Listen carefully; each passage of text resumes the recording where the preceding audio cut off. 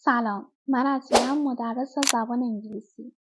اینجام که بهت کمک کنم لغات انگلیسی رو طوری یاد بگیری که به عنوان یک دغدغه تو مسیر یادگیریت نباشه. کافیه کانال من رو سابسکرایب کنی و ویدیوها رو ببینی. لغاتی که قراره امروز با هم دیگه کار کنیم explain و explanation هستن. بریم سراغ اولین کلمه explain. این کلمه داخل جمله به عنوان عمل کاربرد داره. پس فعل جمله است و به معنی توضیح دادن. به عنوان مثال Can you explain this problem to me? میشه این مشکل رو برای من توضیح بدی؟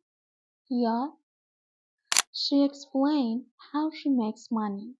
این توضیح داد که چطور پول در میاره. بریم سراغ دومین کلمه explanation به معنی توضیحه و به عنوان اسم داخل جمله کاربرد داره. به عنوان مثال Your explanation was clear and easy to understand. یا I need a better explanation to understand. من به یه توضیح بهتری نیاز دارم برای فهمیدن.